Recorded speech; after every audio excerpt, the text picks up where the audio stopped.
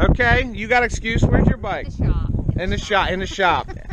I like that. That was good. In the shop. I like that. How about you, little baby? How about you, little baby? Where's your bike? Huh? Okay. All right, let's get our clutch parts together and see about getting a clutch up on this mop. All right, so here's the clutch rod that does not have a ball bearing on either end of it like the Yamahas do. The reason they put that ball bearing in there on the Yamahas and some of the cows is just to reduce friction while it's spinning in the shaft. But Suzuki didn't do it on this model, so that's alright. So when we get to the pressure plate, I'll show you how to put that on. So the clutch starts with this spaced collar and needle cage bearing. Then you get to the basket. Hopefully the camera's picking all this up.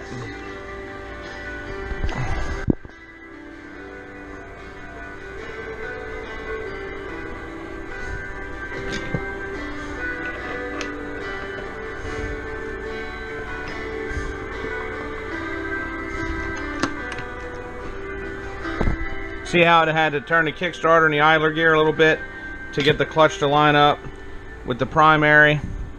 So make sure everything's lined up. You got good primary alignment to the clutch basket. You got good idler gear alignment. Down in there. Yeah, I see it. That's good. There's the clutch basket and all that stuff working good. The governor gear rides off the primary, and then there's a second set of teeth that drive the water pump. So it's the crankshaft drives the clutch, which drives the trans. Kickstarter shaft drives the clutch, which starts the crank, and the crank drives the governor, which drives the water pump. So that's the order of operations there. Alright, next step on this clutch job here, the way this one's designed, there's usually a washer between that set of bearings, the back of this pressure plate. Oh, there it is right there. It was sticking to the back of the pressure plate. There it is. So it was on that way, so we'll put it on like that. And get the pressure plate in.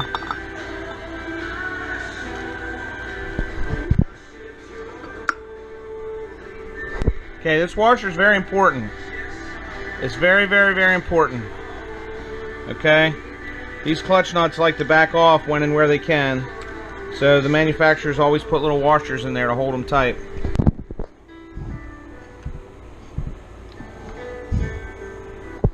See how that goes in there?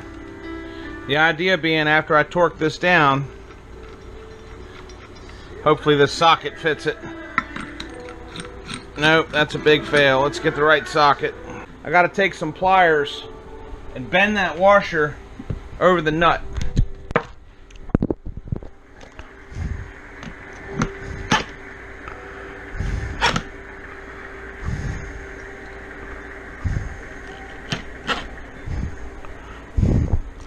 Yeah, I don't know how I'm going to do this without getting hurt.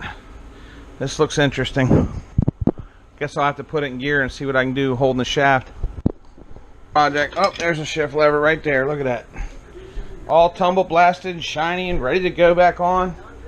Oh, look at my thumb. Look how infected it got. Isn't that nasty? Alright.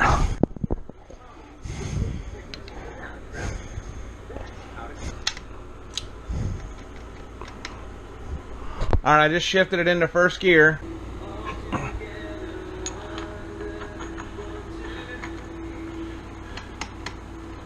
Another way I could hold it is to make a strap wrench out of the chain.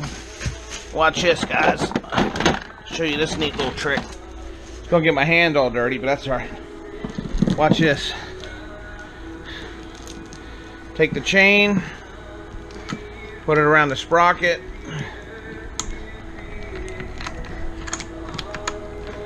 See? Look at that. I got a nice strap wrench now. Watch this.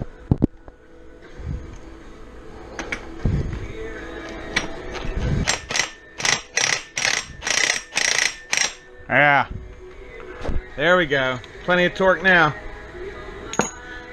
See, guys, there's always a way to do something. You just got to think it through and be careful. Now we got to bend that tab back.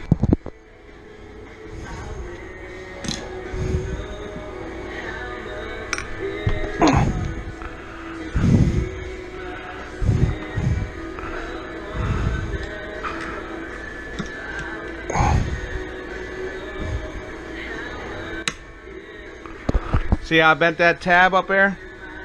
That'll keep that nut from spinning off. I'm going to do it in a second spot. Now we can go ahead and put the thrust bearing and the washer on it. I guess it doesn't matter much which way it goes.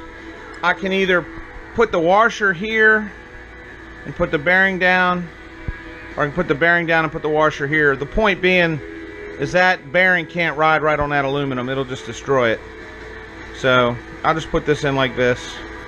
As long as it's steel on steel with a bearing in the middle, that's what'll make it live. Alright, you guys know how to do clutches. Here we go.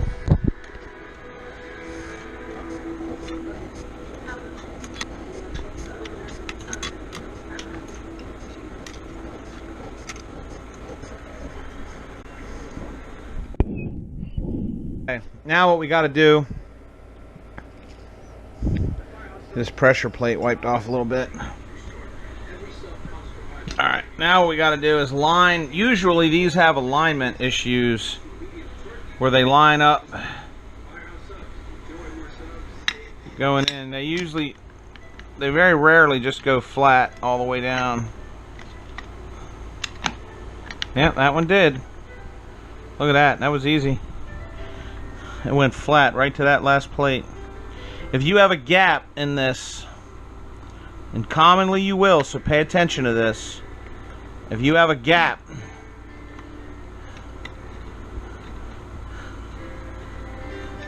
and you put this back together,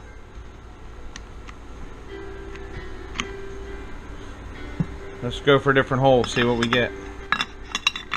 Oh, nope, they must have this one clocked every which way. But if you put that back together and it's not flat and it looks like that, be very careful you got everything lined up correctly, because that's a common problem.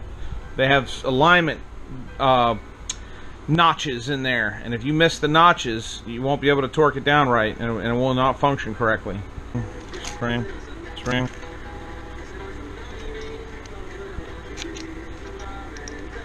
Now I'm going to cheat with my little electric gun and zip that down real fast and easy, just because I'm on the video here and I don't want to waste a lot of, air time cranking stuff down by hand. But it's very important that you guys understand you cannot over tighten these little screws. These little screws do not need to be very tight at all. You basically just seat them, and that's all you're looking to do, is basically just seat them. And you're yeah, the guns you guys buy at Home Depot, 60, 80 bucks, they're nice, they'll help you. But this is a $300 Snap-on gun. That's a $300 Snap-on 3/8 gun. That's a $500 Matco 1/2-inch gun. I got over $1,000 in guns sitting here. But when it's what you do for a living, Alright, see how I'm not really tightening that? I'm just taking it down to...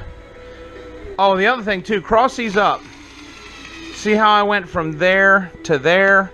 Don't go in a circle, because it warps and side loads the plates. Just like when you're tightening anything down, a case cover, a cylinder, anything. You want to go in a cross pattern. Make sure everything goes flat. You don't want to, see, I'm going across. I'm going across. I'm going across. Okay. Now what I'm going to do, you can't see torque on the video, but you can see whether I'm cranking it or not, and you'll see that I'm not. I'm just going to show you what it looks like visually to just put a little bit of pressure on them.